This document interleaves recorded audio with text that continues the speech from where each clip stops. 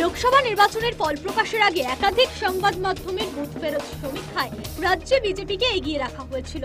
2019 সালের তুলনায় আসন সংখ্যা বৃদ্ধি পাবে বলে সমীক্ষায় দেওয়া হয়েছিল আভাস। ভালো ফলের ব্যাপারে আশাবাদী ছিলেন রাজ্য বিজেপির শীর্ষ নেতৃত্ব, কিন্তু মঙ্গলবার ফল প্রকাশের পর দেখা গেল উল্টো চিত্র।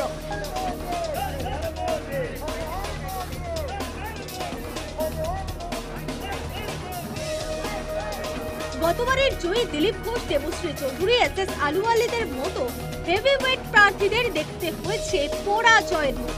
হারা প্রার্থীদের নির্বাচনী কেন্দ্র পরিবর্তনই এই রাজ্যে বিজেপির মুখ থুবড়ে পড়ার প্রধান কারণ বলে মনে করছেন রাজনৈতিক বিশেষজ্ঞদের একাংশ।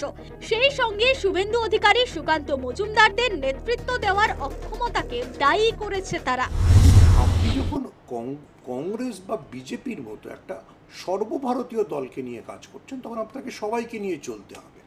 যদি দিলীপ ঘোষ তার নিজের কেন্দ্রে থাকতেন, তাহলে দিলীপ ঘোষের দায় থাকতো মেদিনীপুর রক্ষা। যদি সুরিন্দর সিং আলুওয়ালিয়া বর্ধমান দুর্গাপুরে থাকতেন, তাহলে তার দায় থাকতো রক্ষা।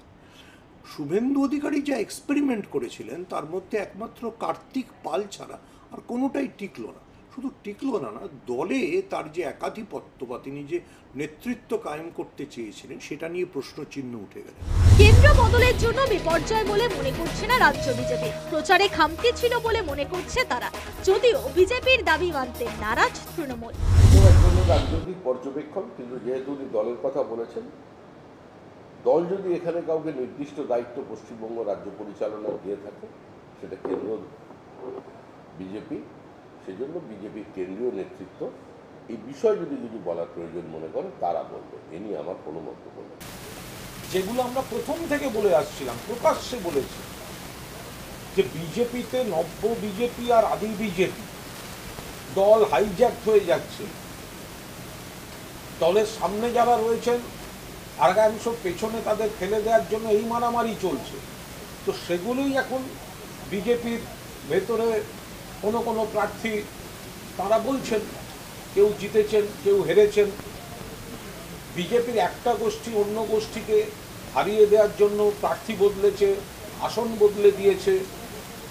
তো সেগুলো তো তারা বলছেন। দেখলাম দিলীপ ঘোষ হেরে গিয়েছেন, তার একটি বিশ্লেষণ দেখলাম।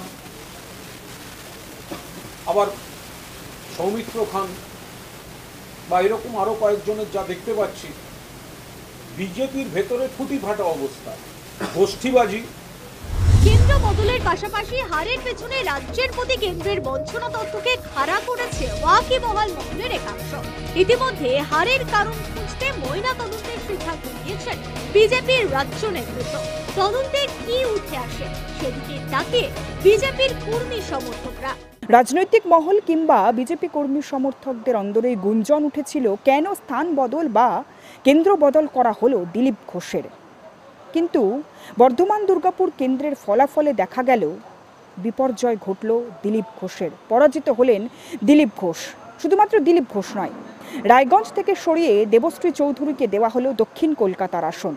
এস আলুওয়ালিয়ার আসন বদল করে করা হলো বর্ধমান দুর্গাপুরের বদলে আসানসোল।